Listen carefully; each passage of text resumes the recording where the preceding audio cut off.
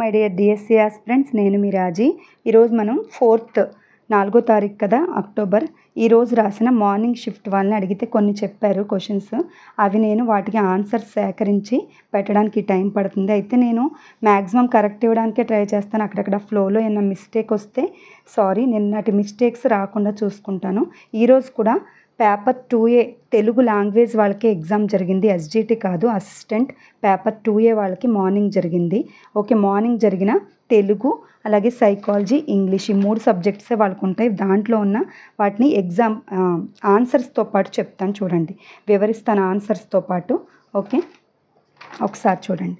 తెలుగు స్త్రీ పదానికి వికృతి అడిగారు. దాంట్లో స్త్రీ కంటే వికృతి ఇంతి వస్తుంది. ఆన్సర్ వచ్చి ఇంతి. నేను ప్రకృతి వికృతులు వీడియో చేశాను, వెరైటీగా ఉన్నవన్నీ చేశాను, ఒకసారి చూడండి. నాగలి అర్థం ఏమిటి?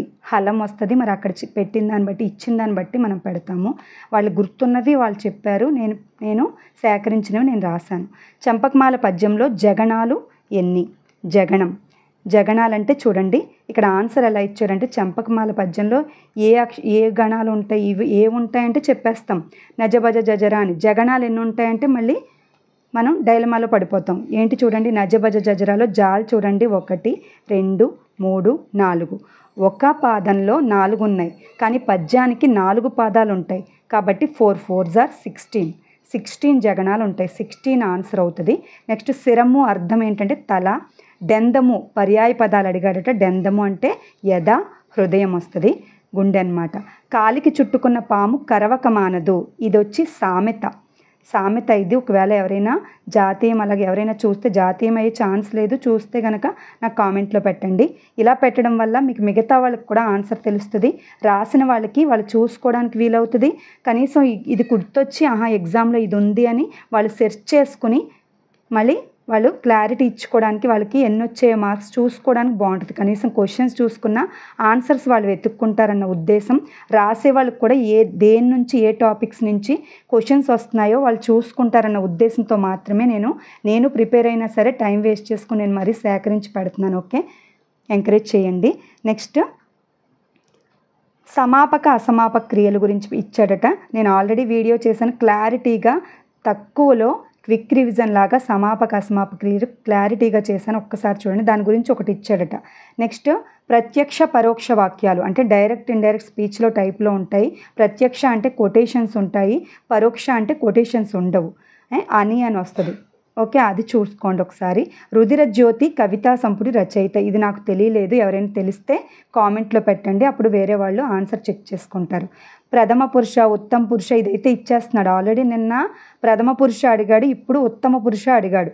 ఎక్కడ ఉన్న వ్యక్తిని గురించి చెప్పేది, వ్యక్తి అంటే కర్త, వ్యక్తి గురించి చెప్పేది ప్రథమ పురుష అంట. ఆన్సర్ ప్రథమ పురుష అంట. నిన్న ఎవరో కూడా కామెంట్లో పెట్టారు, థ్యాంక్ యూ. నెక్స్ట్ నేను ఇప్పుడు వీడియో చూశాను ఇప్పుడే. ఎక్కడ ఉన్న వ్యక్తి గురించి చెప్పేది ప్రథమ పురుష. తర్వాత తన గురించి తాను, ఎవరికి వారే చెప్పుకునేది ఉత్తమ పురుష అంట. ఉయి ఉంటుంది కదా, అలాగా నేను, మేము, ఇది ఉత్తమ పురుష. ఎవరికి వారే రాజు కదా, అలా గుర్తుపెట్టుకోండి. ఇది మధ్యమ పురుష అంటే ఎదురుగా ఉన్న వ్యక్తి గురించి చెప్పేది, నీవు, మీరు, అది మధ్యమ పురుష. ఎక్కడ ఉన్న వ్యక్తి గురించి చెప్పేది ప్రథమ పురుష, అతడు, ఆమె, అలాగా. ఇల్లలకగానే పాఠ్యభాగ నేపథ్యం అడిగాడు. నేను ఆల్రెడీ కవి పరిచయాలు చేశాను, వీడియోస్ చెక్ చేసుకోండి ఒకసారి.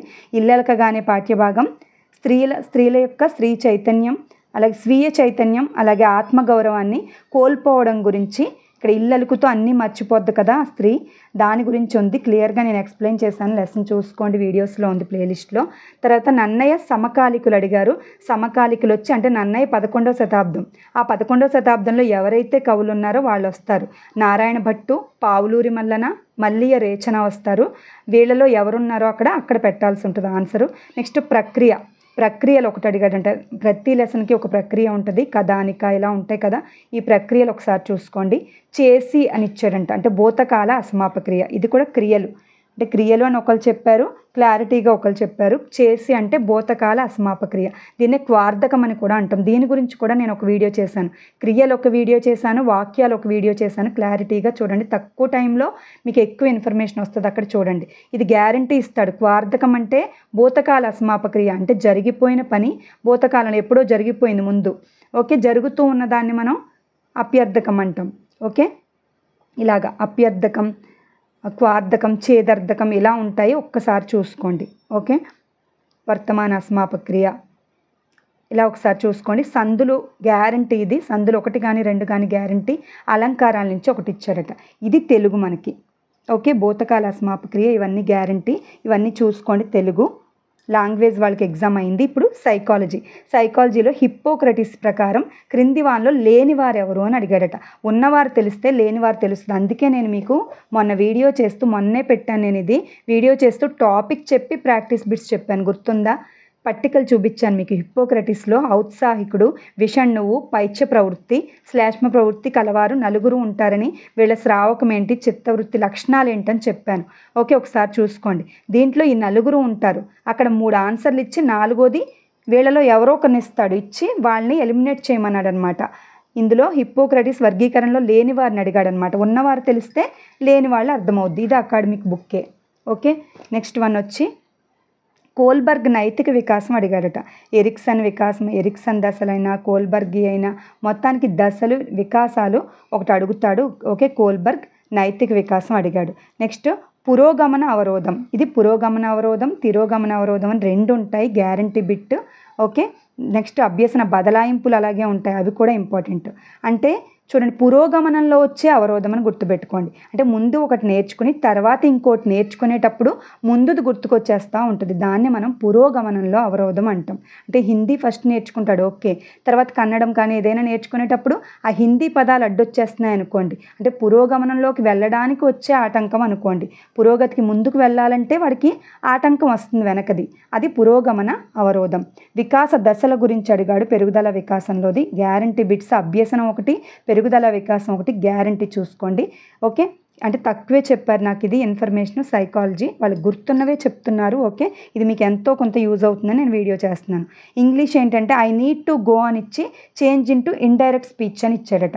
అంటే డైరెక్ట్ ఇండైరెక్ట్ స్పీచ్, ఇది ఒక సెంటెన్స్ ఇచ్చి దాన్ని ఇండైరెక్ట్ స్పీచ్లోనికి మార్చమని ఇచ్చాడు. ఓకే, ఇది ఒకటి ఇచ్చాడు. నెక్స్ట్ పాస్ట్ టెన్స్ ఇచ్చాడంటే టెన్సెస్ నుంచి గ్యారంటీ. లింకర్స్ ఇచ్చారంటే, లింకర్స్ అంటే కొన్ని వర్డ్స్ కలిపి సెంటెన్స్ అవుతుంది. సెంటెన్స్ తయారవ్వాలంటే వర్డ్స్ ఒకటే ఉంటే సరిపోదు కదా, మధ్య మధ్యలో లింకర్స్ అనేవి ఉండాలి. ఓకే, లింకింగ్ వర్డ్స్ అంటాం వాటిని. లింకర్స్కి ఇచ్చాడట బిట్ ఒకటి. స్పెల్లింగ్స్ గ్యారంటీ అడుగుతున్నాడు, స్పెల్లింగ్ ఒకటి. యాంటోనియం సినోనియమ్స్ కూడా చూసుకోండి. గ్లాసరీ చూస్తే మీకు, నేను 6th to 9th 10th వరకు చేశాను కదా, గ్లాసరీ చూస్తే మీకు ఇవి ఐడెంటిఫై చేయడానికి యూజ్ అవుతుంది. తెలుగు మీనింగ్స్తో పాటు గ్లాసరీ మరీ చెప్పాను నేను, ఒక్కసారి చూసుకోండి. ఓకే, నేను ప్రతిదీ కూడా ప్రాక్టీస్ బిట్స్ చేస్తున్నాను. అలాగే subject wise 6th to 10th వరకు సైన్స్ చేశాను, తెలుగు చేశాను, గ్లాసరీ ఇంగ్లీష్ చేశాను, సైకాలజీ క్లాసులు కొన్ని చేశాను, మెథడాలజీ క్లాసులు కొన్ని చేశాను. ఒక్కసారి చెక్ చేసుకోండి. నా ఛానల్ని సబ్స్క్రైబ్ చేసుకొని లైక్ చేయండి, వీడియోని లైక్ చేసి మీ ఫ్రెండ్స్ ఎవరైనా ఉంటే షేర్ చేయండి. ప్లేలిస్ట్లో ఒకసారి చెక్ చేసుకోండి. కంటెంట్, టెక్నాలజీ నాకు అంత తెలియదు కానీ కంటెంట్ మాత్రం చాలా బాగుంటుంది. ఓకే, పీడిఎఫ్లు పెట్టడం నాకైతే తెలియదు, నేర్చుకుంటాను. ప్రస్తుతానికైతే టెట్ ఎగ్జామ్ అయిపోనివ్వండి, డిఎస్సికి మనం బాగా చెప్పుకుందాం, ఇంకా క్లారిటీగా పీడిఎఫ్లతో పాటు బాగా చెప్పుకుందాం. ఓకేనా, థ్యాంక్ యూ సో మచ్.